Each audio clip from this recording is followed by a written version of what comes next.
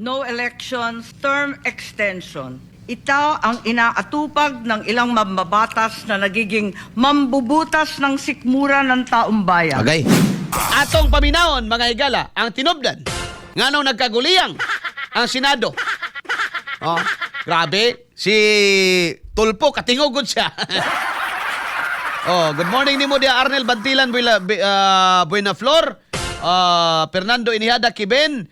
Kisabay ni Cap J Maing Buntag, si Maricho Lilia Suico, asa man naminaw ni si Lilia, watching from Davao City. Good morning! Ricky Andrade from Bato, Leyte. Good morning! Nan, paminaw na to, may gala Senador Amy Palihog. XFM Katropa! Usapan kung ano ang papakialaman sa 1987 Constitution habang nakaupo si Bongbong Marcos. Kasama ni House Speaker D ay si South Cotabato Congressman Ferdinand Hernandez. Kasama ni Soto ay ang dating Senate Secretary na si Mark Mendoza. Konas ang gusto nilang mode ng charter change. Kunas. Impeachment, no elections, term extension.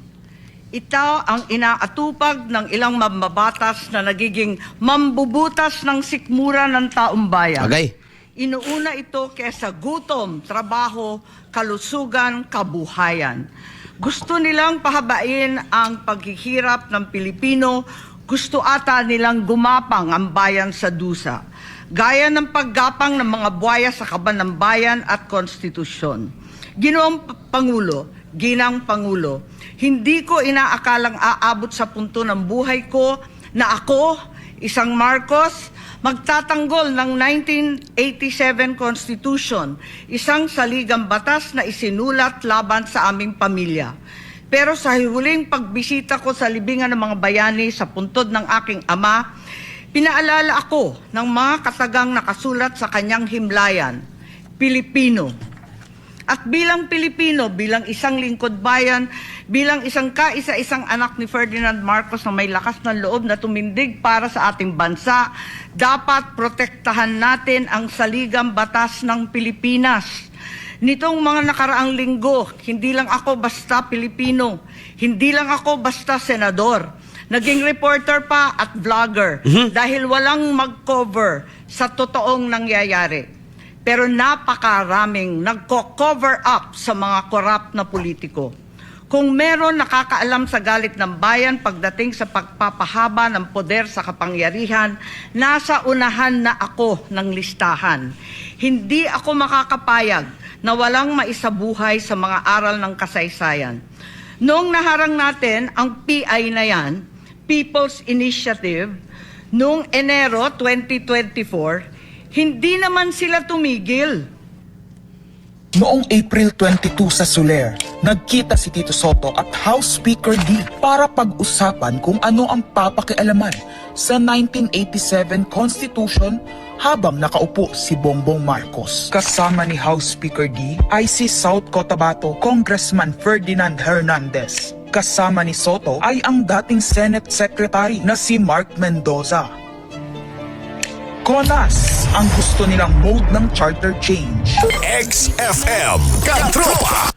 Bullseye! Bullseye! Alas 7, alas 7:41 na mga higala, Douglas Buntag. Bullseye! Sabi no, mga kaigsuunan sumauni. Ang tipik lang, mga katropa sa presentasyon ni Senadora Amy Marcos, ganun mong kontrobersyal o gani gipatanggal off the record mga higala no sa mga taga-minority no diha sa Senado kay kuno mga higala dako kay kadaot sa Senado. Bullseye! Bullseye! Og di kuno sila musugot mga higala nga mamahimo nga panukaran sa house show, fake news og gama-gama lamang ang Senado mga kaigsuunan. Bullseye! Pero kung atong tanawon mga higala no, maybe you will not agree in all of the statement ni Amy, mga katropa, sama sa pag-ingon niya nga kani diri man gud sila nalagot. Ngano man kay niadto ko nung April 2022 na ay meeting 22 ba to gab o bag-ora to? Na ay meeting na hitabo Di bago na dahil 2025, 26, more 26. No? Na meeting na hitabo, no, tali ni Speaker Bujidi, no, sa House of Representatives, and then ni Senador Soto kinsa niadtong panahon na maupa mga higala ang Senate President aron kuno hisgutan ang unsay pamaagi nga malugwayan kuno ang termino ni BBM. Bullseye! Bullseye! Mo ni mga higalay hinungdan nga nung ni silaob mga higala sa kasuko kining uban nga mga senador, mga katropa. May budag dia Joscoro Brizo, yun Mr. Arnel, pray na lang yun ta nga maglig-on ang mga kakampi natong senador. Dili lang sila magpadala sa ilang paninindak, salig lang. Jimmy Catalonia, Soto dapat sa Itbulaga lang na siya. Alas 7:44 na mga katropa ang takna sa buntag. Now, siguro, some of you may not agree in everything may gala sa statement ni Sen Aimee. But unang pangutana, mga katropa, is con as possible. Kana. Unang pangutana, ang Constituent Assembly ba? Posible. Yes. Bullseye! No? Pwede. Ang administrasyon ba karon mga gala? Wa ko maingon nga muhimo ha. Capable ba of doing such plan mga katropa? Yes. Di ko kumulangan og tubag ana, no? Di ta na mahulaton ako mangutana akong tubag. Una pangutana, allowed ba ang Constituent Assembly? Yes. Ikaduha mga higala, ang administrasyon karon able ba mga higala, are they in the position or capacity to execute mga higala such plan? Ang tubag, no? Categorically, mga higala, no? As if tinuod ni. No? Categorically, kaya ba nila? Tubag, yes. Bullseye! Bullseye! Kining bullseye ba? Nagkapagaw-pagaw na magyutan ni. Sige, parahin ta. Kaya ba nila? Yes, kaya. No? Doon na ba influence? No? Naa. Ikaduha, may gala. Sub-question number 2. 2.2, mga katropa. Do they have the numbers? Supports? Yes. So, dili layo sa tinuod. Mawa ko maingon may gala nga. Kinahitabo ng meeting nila. Mo ko ana na. No? Pero nakuha na ko mga higala ang message nga gusto mga higala ang ipabuto ni Senador Aimee. Kining akong giingon, kon as, pwede ba na? Yes, pwede na. No, kay naman po'y PI na po'y kon as. Bullseye! Bullseye! Katong PI, wak man to magmalampuson, are na po sa kon as. Ang pangutana, pwede ba? Pwede gani nga mo, atras pagitas pangutana. Pwede ba ta mag-ilis og konstitusyon? Yes. Bullseye! Kay walay konstitusyon nga absolute. Mga higala, pwedeng ilisan. Kung mag-ilis ang konstitusyon, pwede bang mausap ang mga termino, term of office? Yes, pwede. Bullseye! Pwede ganyan himuon na to mga higala nga parehas Amerika nga 4 years in one term and then re-election. One re-election, pwede ganyan siya buhaton. No? So, ang ako pangutana may higala, kini bang giskutan ni Senador Aimee, although mingon sila may higala nga kanurahan, but the question is this doable? Is this possible? Yes. So at least man lang by that mga higala na pinaagi sa iyang pagsulti, at least na alarma na sila nga matay ni kalakihan, nag-stepping pa lang ta, gibulabog naman ta, di na lang ta padayon na ni kalakihan. Diba? No? Ni action pa lang ta o plano, matay gibulabog naman dayon ta, di na lang ta. So ang pinaka-point ani bay, no, ang pinaka-point ani mga kaigsunan is nga manawagan labi na sa mga kaubang senador nga protektahan may gala ang atong konstitusyon. No? Ang atong konstitusyon, yes, pwede nang usbon. No? Pwede na may gala nga amyendahan. Pwede na mga gala nga na mga punto na may gala nga idugang. i-revise. Murag kining necktie mo yung nakaingon. Pwede kayo, mga katropa. Pero, ang pangutana, what motivates them? Kung sabay nagpaluyo, kaya kung ang nagpaluyo, mga higala, is reform for a better Philippines, kana. Bullseye. Like for example, uyon ko, sa akong kabahin ha, mas uyon ko, uyon gani ko nga federal. Gwapo gani ng federal nga plastada. No? Total, archipelago man ta, pwede yun tang mag-federal. No? Para dili kayo concentrated ang power nga tanan na lang, iasa na to sa Manila. Tanan na lang, pati tabang sa mga taong kalisod, may gala, maghuwat to sa Manila. No? Nga ato mga constituents in town, mag-agad papod. No? Kung unsay decisions presidente. Bullseye. Bullseye. Gwapo ganina unta. O, kanayan nga mga reforma, mga higala, sa atong konstitusyon. Bullseye. Ikaduha, mga katropa nga nindot nga himong reforma, kanang term sa presidente. Kay, although, Republican ta may gala, no? O ang atong estado, doon ay 3 branches of co-equal, no? Doon ay kini mga higalang executive, no? Doon ay legislative, o doon ay judiciary. Nga matod ba nila, co-equal. O wala mga higalay, mas mulabaw nila kay gi-maintain sila sa prinsipyo sa check and balance. Bullseye. Bullseye. Pero pangutana, kisa magyulabaw. Presidente man yun. Di ba? Kung presidente ka sa Pilipinas, mga higala, kaway ayo na bag na presidente ka, nyabutan ka sa mga tao nga nas palibot nimo. Taklaa gud nimo. Kung ma-presidente ka sa Pilipinas, mga higala, no? Makontrolan nimo. No? Even mga higala, ang imong co-equal branch of government. No? Not fully, but by influence, mga higala, and authority and power, naadjug ka na. No?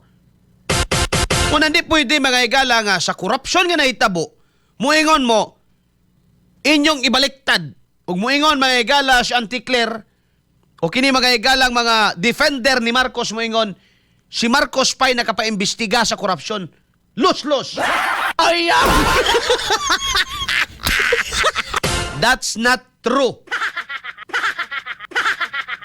Maskara na, mga kaigsuunan. Siyempre, kung ikaw magpaimbestiga, imo na ipaimbestiga ni mong sarili, huwag yun ang ilihay diha. Diba? Kisa may nag-create mga higala sa ICI, si Marcos. O di, ay namugkatinga nga nung di maimbestigahan ang anak. Diba? Ay namugkatinga nga nung may gala nga ang ICI namuki-kiug bangag, dito may gala sa shrine sa Davao. Tingaan na mga kaigsuunan. So, by theory, no, by theory mga kaigsuon, na ay limitation of power, no? Na ay kanalaging co-equal ang executive, ang legislative, ang judicial. Yes, by the book. Pero in reality, mga higala, sa politics, dili. Bullseye. Dili yun. Bahala mo, musupak mo na ako. Believe man na ninyo na pangita mo inyong microphone o gusto mo musupak.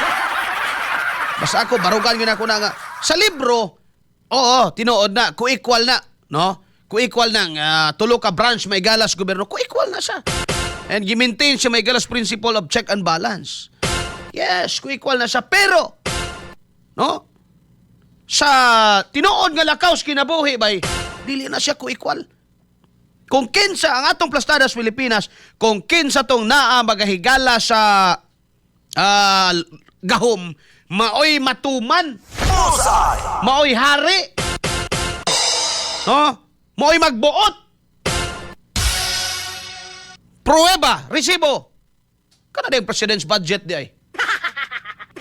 President's budget ba? No? Pwede ba dahil ka mga higala mo salot-salot diha?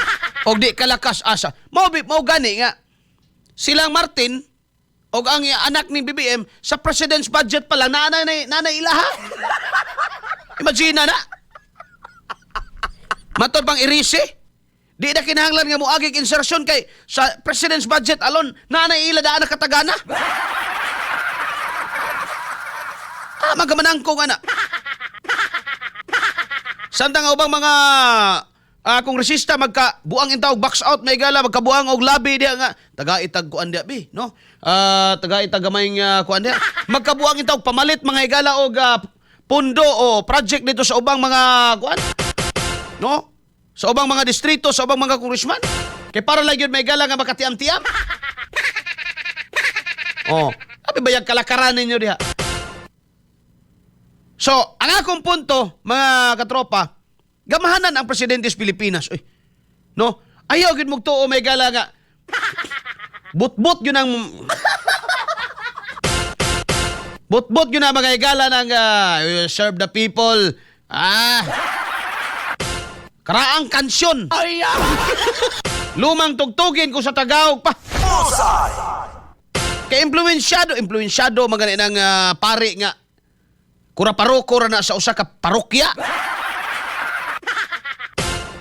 Kana namang presidente mga higala nga mo'y nagdas tibok nasod. Bullseye. Bullseye. Ini uban lang may gala. Pwera lang po di ano mga ubang mga mayong abogado, pwera lang po di uban lagi. You romanticize much the administration of BBM. Kaklaro anang. Ha? Mo paasip may gala nga way labot. Pinaagi sa pagbutang nga siya nag-investigate. Mga kaigsuunan. Unya na sayra na to mga gala nga di ba nagsugod pa daan sa president's budget, no? Dito pa lang daan dako nagbahin tong iyang mga alipuris. How come? Bullseye. So nindot niya reforma, o reforma itong isgutan, para nako ni.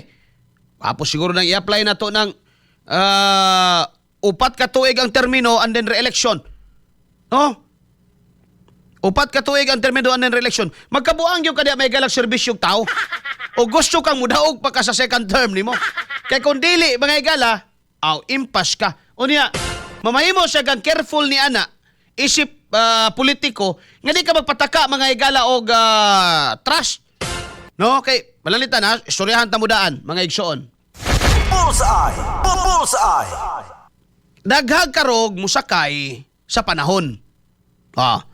Daghang karog musakay sa panahon.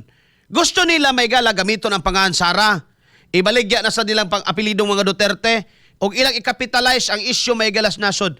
Pero ang pangutana, tinuod bagyod sila mga higala nga naguol sa tong kahimtang? Dili, actually, ang uban way pakialam. They don't care about that mga higala. Ang ila, nakita nila ning opportunity mga igsoon, ug magamit nila ni, aron nga pulihan nila ang nas probinsya. Aron nga pulihan nila mga higala ang congressman. Bullseye. Aron nga pulihan nila ang mayor.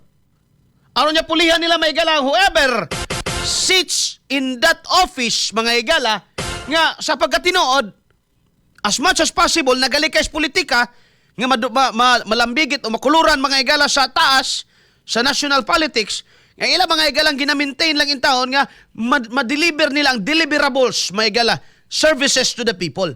Namay mga hingana, di ba? Pero karon ang uban mga higala, purma. Katong mga karaang politiko nga naana po'y agis corruption ba? No? Fuera de los buenos.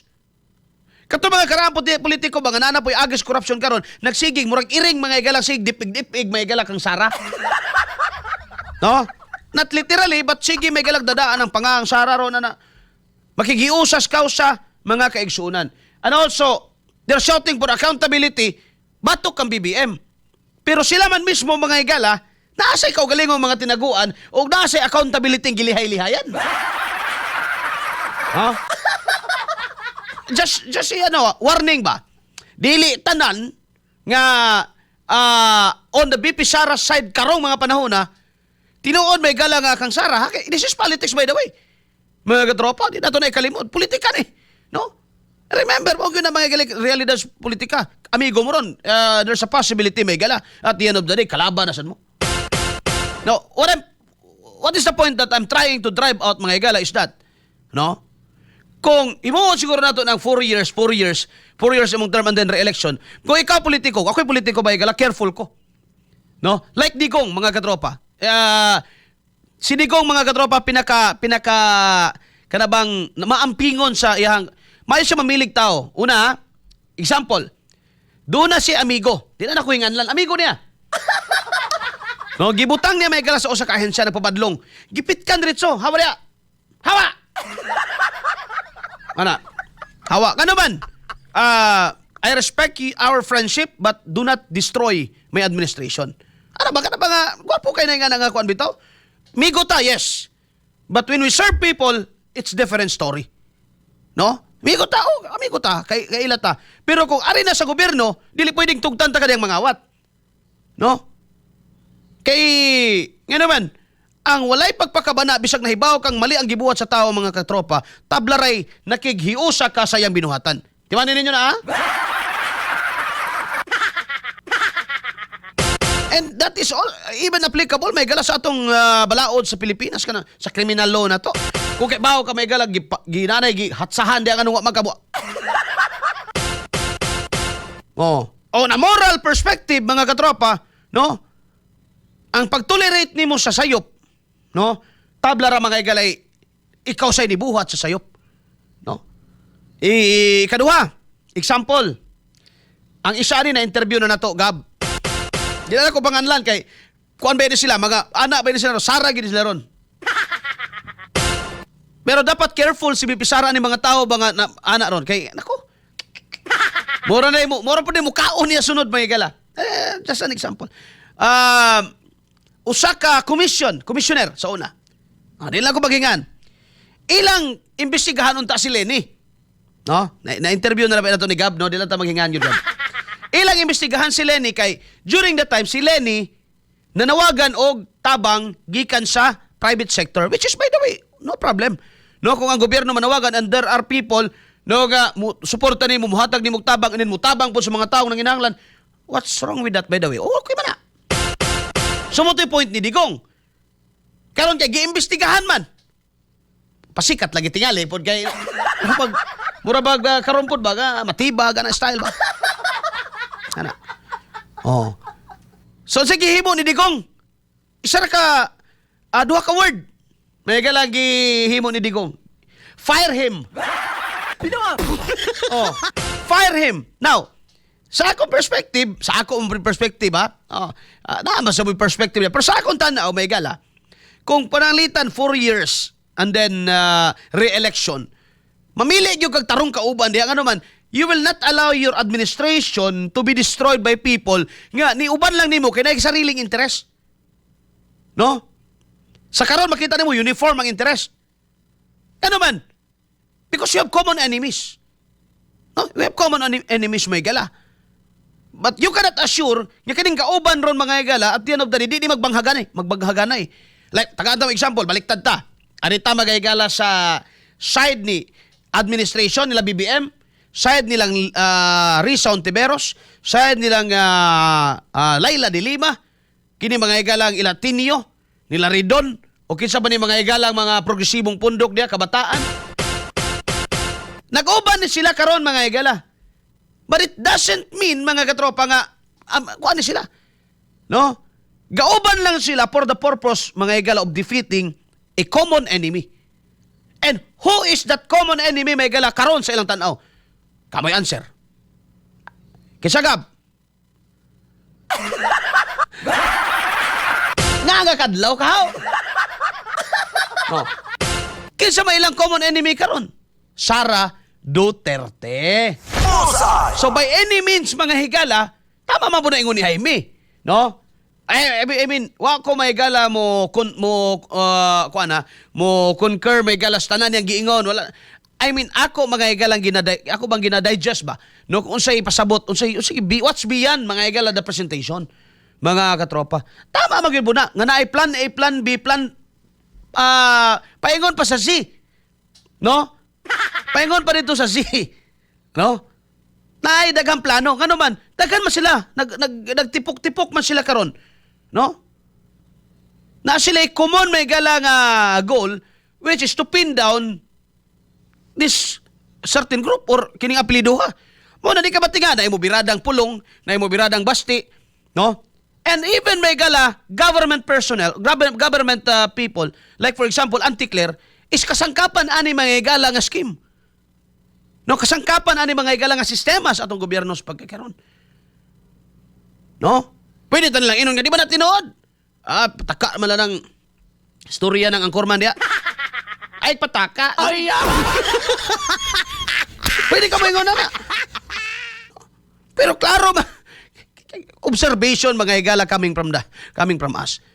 No? Gikan sa mga yanong lungsuranon. Kita kag maglamanuhay na sila mga higala. Sila sila kanabang grupo sa mga progresibo, paingon nilang Marcos. Nagpabilin man na may gala nga yes, kuan gyapon na sila. But naalantay gamay nga kuan dire, no? Kwarta-kwarta lang sa ta. Kuan sa ta ceasefire sa ta sa atong isig kaingon, no? Kay naamantay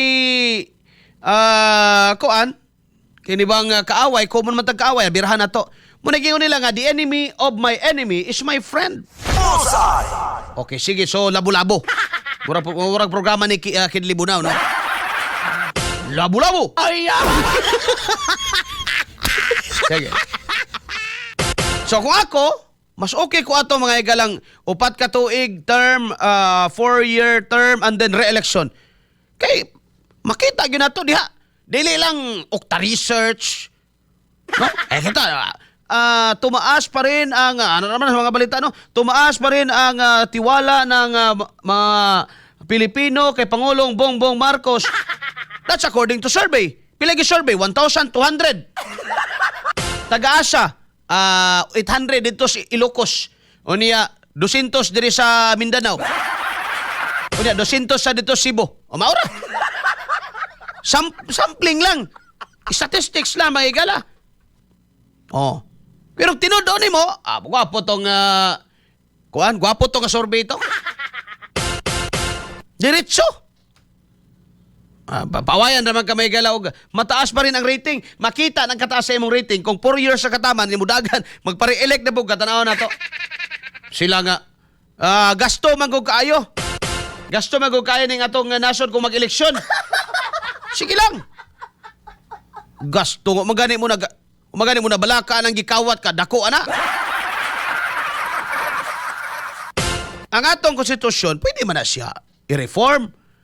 But for the better Philippines, because siguro na yung mga salient points sa atong konstitusyon nga may not be applicable anymore sa ato ang mga igalang kahimtang karon, walks of life, no, sa ato mga igalang lakaws kinabuhi. Pwede nga na, kaya balaod.